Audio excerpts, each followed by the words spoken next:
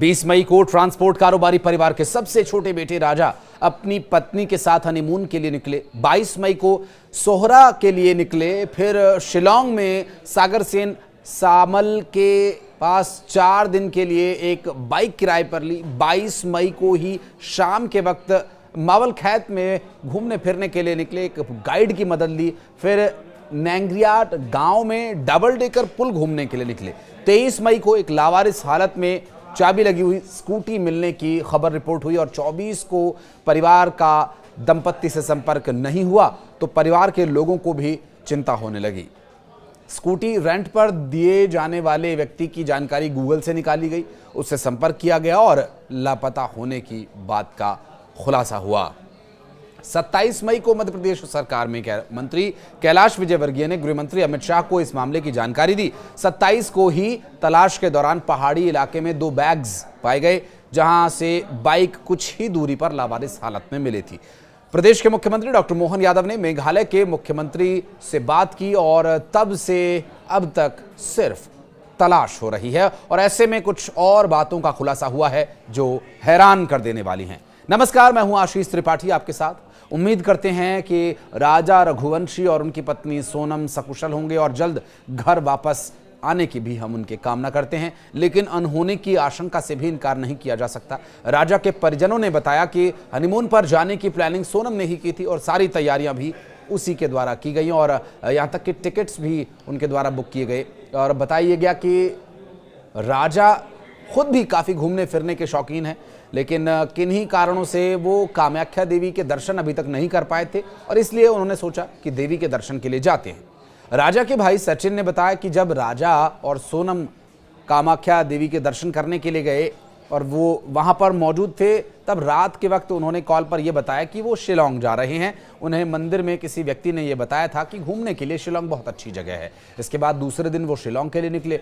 29 मई को वापस आना था, लेकिन नहीं आए। शिलांग की जिस ओसरा हिल्स में राजा और सोनम लापता हुए, वो बेहद खतरनाक ट्रैक है और दुनिया के सबसे ज्यादा बारिश वाले इलाकों में से एक जगह है। राजा असुरक्षित जगहों को लेकर बहुत संवेदनशील रहा करते थे और ऐसे खतरों से बहुत अवेयर रहा करते थे और ऐसी खतरनाक जगहों पर परिवार के लोगों को जाने नहीं देना चाहते थे।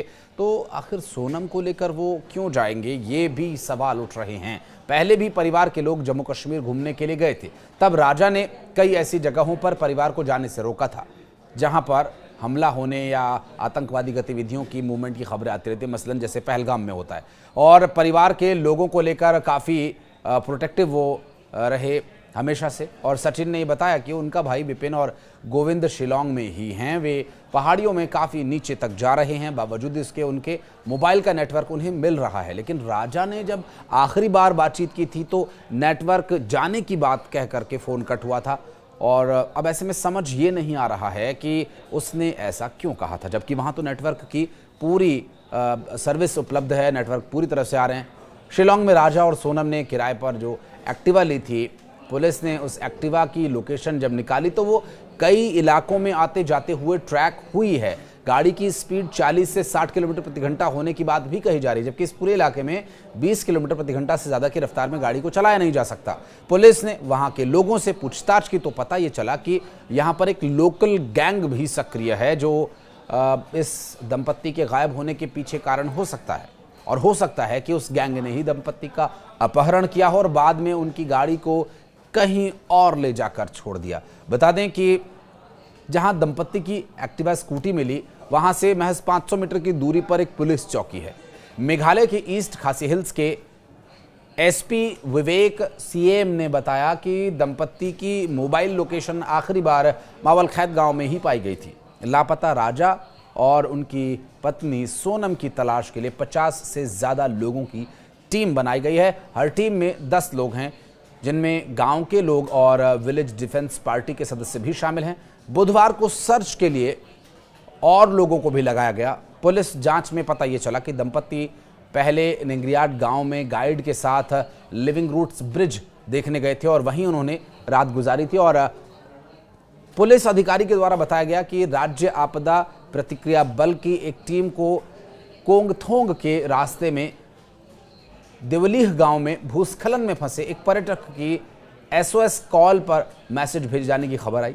मौसम खराब होने की वजह से खोज जो अभियान है वो प्रभावित रहा और एक बार फिर इस अभियान को आगे बढ़ाया जाएगा। चूंकि 29 और 30 मई को मेघालय में अच्छी खासी बारिश हुई और अचानक बाढ़ और भूस्खलन की चेतावनी पहले ही जारी कर दी गई थी, जिससे आज का जो रेस्क्यू वो भी प्रभावित हो सकता है। बहरहाल उम्मीदें की जा रही, चूँकि आज बारिश अभी तक नहीं हुई थी तो उम्मीदें की जा रही है कि बारिश रुक गई होगी, तो उम्मीद है कि जल्द ही वहाँ पर इस सर्च ऑपरेशन को आगे बढ़ाया जाएगा और राजा और सोनम सकुशल बरामद किए जा सकेंगे।